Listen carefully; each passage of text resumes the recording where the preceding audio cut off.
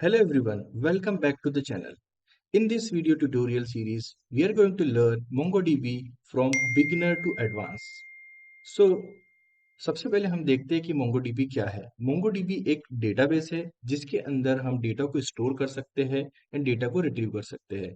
जैसा कि आपने मल्टीपल एप्लीकेशंस देखे होंगे जैसे यूट्यूब, फेसबुक, फ्लिपकार्ट, अमेजोन, यहाँ पर हमें डेटा जो विजुअलाइज होता है वेब पेज पर, वो डेटा डेटाबेस से आता है हमारे पास। तो ये डेटा डेटाबेस से फेच होकर आता है। सो इस डेटा को किसी डेटाबेस में रखना होता है। So nowadays companies are using MongoDB to store huge amount of data. So अब हम देखते हैं कि MongoDB के फीचर्स एंड इसकी स्पेशलाइजेशन क्या है। सो MongoDB एक open source document oriented database है। इसका मतलब ये है कि ये एक डेटा को डॉक्यूमेंट फॉर्मेट में स्टोर करता है। ये डॉक्यूमेंट फॉर्मेट जो होता है वो जेसन काइंड ऑफ स्ट्रक्चर होता है। इसीलिए इसे डॉक्यूमेंट ओरिएंटेड डेटाबेस कहा जाता है। और MongoDB एक नो सीक्वल डेटाबेस है। इसे नो सीक्वल डेटाबेस और नॉन रिलेशनल डेटाबेस कहा जाता है क्योंकि इसमें डेटा को स्टोर करने के लिए रिलेशन या टेबल्स की जरूरत नहीं होती है, जबकि इसमें डेटा को स्टोर करने के लिए डॉक्यूमेंट या कलेक्शंस की जरूरत होती है जिसको हम आगे देखेंगे। और इसके अंदर जो डेटा, मैंने जैसे पहले बताया कि डेटा जो स्टोर होता है वो बीसॉन फॉर्मेट में इंटरनल स्टोर होता है। ये एक सिमिलर टू जेसन फॉर्मेट है। सो जेसन के अंदर जितनी भी डेटा स्ट्रक्चर या डेटा टाइप एक्सेप्ट करते हैं जैसे string, number, float, boolean, array, object, इन सभी को ये सपोर्ट करता है। और MongoDB जो है वो एक स्कीमा लेस्ड डेटाबेस है। इसका मतलब ये है कि हमें डेटा को स्टोर करने से पहले स्कीमा को डिफाइन नहीं करना पड़ता है और हम डेटा को डायनामिक तौर पर इंसर्ट कर सकते हैं। जैसे यदि हमारे पास एक पहला डॉक्यूमेंट यदि हमें स्टोर करना है जिसके अंदर 3 फील्ड्स है या 2 फील्ड्स है, और उसके बाद suppose first name and last name हमें स्टोर करना है तो हमने स्टोर कर दिया पहले डॉक्यूमेंट को। उसके बाद यदि हमें 4 फील्ड का डेटा स्टोर करना है, 4 फील्ड का डॉक्यूमेंट स्टोर करना है जिसके बाद फर्स्ट नेम लास्ट नेम के बाद एड्रेस एंड मोबाइल आएगा, तो उसको हम वेरी फ्लेक्सिबल तरीके से इंसर्ट कर सकते हैं कि रिलेशनल डेटाबेस में ऐसा करना बहुत मुश्किल टास्क है।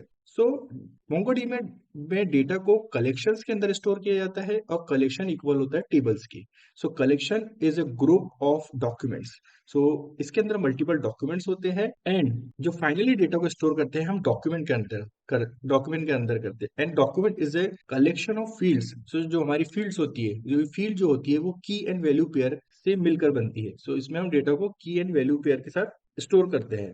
और यदि आप इसे कंपेयर करें RDBMS के साथ, तो जो टपल होती है, रो होती है, ये इक्विवेलेंट होती है डॉक्यूमेंट की और ये स्कीमा डायनामिक होती है। अब हम देखते हैं little bit of comparison between SQL and MongoDB। So SQL में जो डेटाबेस को डेटाबेस कहते हैं, तो MongoDB में भी हम इसे डेटाबेस ही बोलते हैं। एंड SQL में हम टेबल्स कहते हैं। जब भी हमें डेटा को स्टोर करना होता है तो टेबल जो होते हैं रो एंड कॉलम के फॉर्मेट में डेटा स्टोर होता है। सो उस इक्विवेलेंट चीज को हम यहाँ पर कलेक्शंस कहते हैं। और MongoDB में डेटा रोज के फॉर्म में स्टोर होता है। सो वो रोज को हम यहाँ पर डॉक्यूमेंट्स कहते हैं। सो अब यहाँ पर हम समझते हैं कि डेटा बेस किस तरह से होता है MongoDB का। सो MongoDB एक सर्वर होता है, उसमें मल्टीपल डेटाबेस आपके हो सकते हैं, लेकिन एक डेटाबेस के अंदर क्या क्या चीज होती है हम देखते हैं। देखिए डेटाबेस है, डेटाबेस के अंदर मल्टीपल कलेक्शंस हो सकते हैं आपके। ओके, कलेक्शन 1, कलेक्शन 2, कलेक्शन 3, आपके एप्लीकेशन के अकॉर्डिंग हम मल्टीपल कनेक्शंस को बना सकते हैं। एंड कलेक्शन के अंदर जो होते हैं, ये आप देख रहे हैं ब्लू कलर के, वो डॉक्यूमेंट्स होते हैं। ये कलेक्शन जो है वो ग्रुप ऑफ डॉक्यूमेंट्स है। ठीक है, यहाँ पर लिखा है जीसन लाइक डॉक्यूमेंट्स।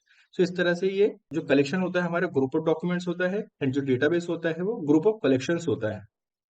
एंड यदि हम यहाँ पर कंपैरिजन करें एसक्यूएल के साथ MongoDB को, तो सबसे पहले हम समझते हैं कि एसक्यूएल या रिलेशनल डेटाबेस में हम डेटा को किस तरह से स्टोर करते हैं। देखिए रिलेशनल डेटाबेस में हम डेटा को रोज एंड कॉलम के फॉर्म में डेटा स्टोर करते हैं। सबसे पहले हमें इसकी स्कीमा डिजाइन करना पड़ती है। स्कीमा मतलब इसके अंदर कॉलम, जैसे role number, first name, last name. अब यदि मैंने इसको डिजाइन कर लिया तो अब इसके बाद यदि मुझे कोई एक्स्ट्रा फील्ड को ऐड करना है जैसे मोबाइल नंबर, सो मैं डायरेक्टली डायनामिकली ऐड नहीं कर सकता। मतलब ये मेरी जो फर्स्ट रो है जिसमें डेटा है roll number, first name and last name, so मेरी सेकंड रो के अंदर ऐसा नहीं हो सकता कि role number, first name, last name and mobile number में ऐड कर दूं। सो यहाँ पर इसे करने के लिए हमें टेबल को अल्टर करना पड़ता है, फिर से स्कीमा को डिजाइन करना पड़ता है। सो ये एक थोड़ा कॉम्प्लेक्स टास्क होता है। इसी को दूर करने के लिए हमें बस MongoDB को इंट्रोड्यूस किया गया है। सो यदि रिलेशनल डेटाबेस में हमें मल्टीपल टेबल्स के अंदर डेटा स्टोर होता है और उसके अंदर फिर हमें रिलेशन बनाने की जरूरत होती है। जैसे यदि देखिए यूजर टेबल है, यूजर टेबल के अंदर ये इन्फॉर्मेशन है, यदि हमें यूजर के साथ एड्रेस को ऐड करना है तो उसके उसके लिए हमें एक दूसरा टेबल बनाना पड़ता है। देखिए पहला टेबल जो है यूजर टेबल है और दूसरा टेबल जो हमने एड्रेस टेबल बनाया है जिसमें एड्रेस की इन्फॉर्मेशन है और इसे यूजर आईडी के रेफरेंस से कनेक्ट कर दिया है। तो इसमें क्या होता है कि ये रिलेशन मेंटेन करता है।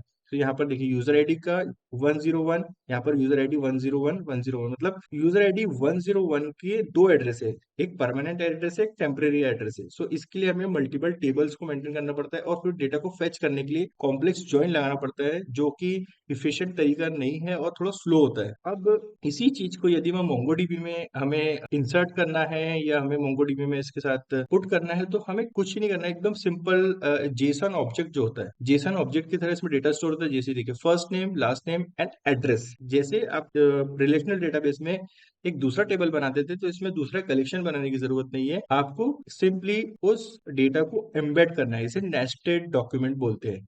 और यहाँ पर जो हमारा डॉक्यूमेंट है वो एक यूनिक अंडरस्कोर आईडी से आइडेंटिफाई होता है। ये ऑब्जेक्ट आईडी जो है मोंगोडीबी क्रिएट करता है और ये इंटायर मोंगोडीबी यूनिक होती है। अब मोंगोडीबी एक फ्लेक्सिबल डेटाबेस है, जैसा हमने देखा था फ्लेक्सिबल इसकी स्कीमा होती है। देखिए पिछले इस डॉक्यूमेंट के अंदर हम हमारे पास लास्ट फादर्स नेम नहीं था, यदि हमें इसे इसमें फादर्स नेम को ऐड करना है तो हमें कोई चीज को चेंज करने की जरूरत नहीं है, स्कीमा को चेंज करने की जरूरत नहीं है, सिंपली हम डायनामिक फादर्स नेम को ऐड कर सकते हैं और हम जितना चाहे उतने फील्ड्स को ऐड कर सकते हैं। बट इसकी एक लिमिटेशन होती है कि मोंगोडीबी जो रहता है वो उसका डॉक्यूमेंट 16 MB इसकी लिमिट होती है, तो हम 16 MB तक ही इसमें इंफॉर्मेशन को ऐड कर सकते हैं। इन this video tutorial series what content we are going to cover, so let's discuss this one।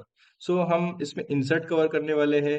सबसे पहले तो हम मोंगोडीबी का इंस्टॉलेशन देखेंगे लोकल आपके सिस्टम पर। उसको मोंगोडीबी को क्यूरीज को रन करने के लिए जो भी सेटअप लगता है सेटअप को पूरा सेटअप देखेंगे। उसके बाद हम इंसर्ट क्यूरी देखेंगे, इसके बाद find, update, delete, projections, operators, array operations, मतलब एरे के अंदर आप सर्च करना, इंसर्ट करना, पुल करना, वो सभी ऑपरेशंस देखेंगे। उसके बाद इंडेक्सिंग, ये थोड़ा एडवांस कॉन्सेप्ट है, इसे देखेंगे। उसके बाद हम एक नोड जेएस की एप्लीकेशन को डेवलप करेंगे जिसमें मोंगोडीबी की एपीआई, मोंगोडीबी को यूज करेंगे और एपीआई क्रिएट करेंगे।